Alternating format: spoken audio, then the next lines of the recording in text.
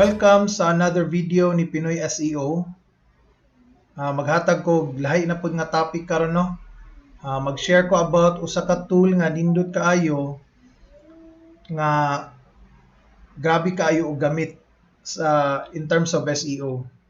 So, mo din atong website no, pinoyseo.ph, and gahatag ta og mga free and paid nga mga SEO training. So kung first time nimo diri, ani lang ka sa pinakaubos, enroll ka aning overview and audit. So ongoing pa ning audit nato no, dayon pwede din ka go up and enroll sa kaning mga laylay nga courses. So mo ni atong YouTube channel, pwede ka subscribe diri o ka-monitor no sa atong mga latest nga uploads.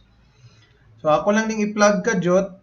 Open pagyapon no, napagyapon tay gamay nga slots na bilin 4-week online SEO bootcamp. So ubay-ubay na ang nagpa-enroll, and para ni sa katong ganahan jud mo learn about SEO. So naay mga nangutanan no nga wala, naay mga nag-enroll jud nga wala sila'y knowledge sa SEO, and okay ra na. Basic yun ni siya up to advanced. So mo nang 4 weeks siya kay daghan tag i-cover nga topics. So mo na siya atong sugdan,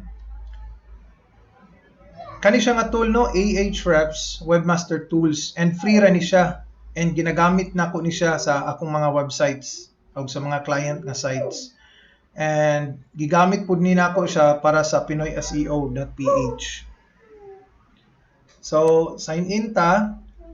May siya no, Ahrefs/webmaster. So nag-sign in ako, na ko'y account kibali ani. So kibali ang process ani is i-verify lang nimo ang ownership sa imong website. So pareha ani nga video no na sa kung giyon sa pag-verify ang ato ang Google Search Console, same thing. So kani nga video sa Search Console, kung giyon sa pag-verify ani, mao pod pag-verify aning Ahrefs. So, mo ni siya no, iyang dashboard, nakasulod na atong Pinoy SEO. Kani siya kung ganahan kayo nga feature ani niya, which is free. So, na siya site audit. Click nimo site audit diri, kani, click nimo. Kita niya ang mo ni ang dashboard no. So, mo ni na crawl na ang website, i-crawl niya gahapon, naa siya pila ka URLs, and makita niya ang mga issues dire. So akong i-click,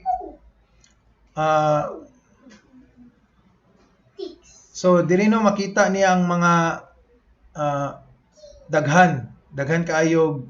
Actually ang according sa ilang gi-advertise, 100 kabuk issues ang ilang gina-check ani sa imong website.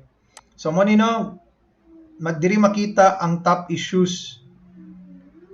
So orphan page, image file size, kana no mo ni mga critical nga mga issue kani kay mga moderate.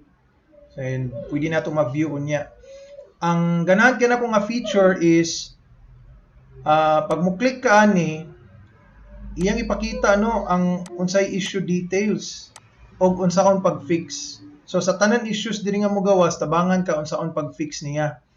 So same thing ni sa ato ang kani nga audit no, pero kani siya ato lang gina-explain one by one unsay logic behind sa iyang issues.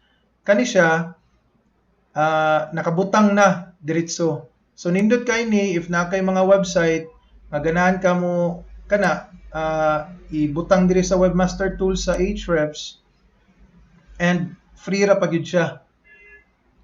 So kung i-view all issues nato diri no, mugawas ang mga issues depende sa iyang category. So internal pages, indexability, links.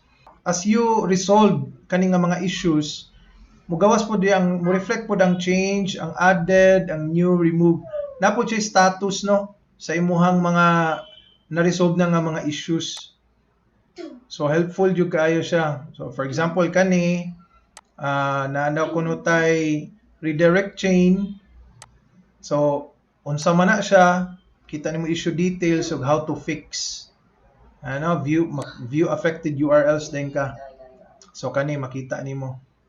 So naa daw ko na redirect chain ana. So kana helpful jud kay ni siya nga kung ano kanang tool kung ginagamit. And again, naa siya 100 kabuk factors nga i-check or issues nga i-check. Kana lang sa karon nga video. See you sa next video.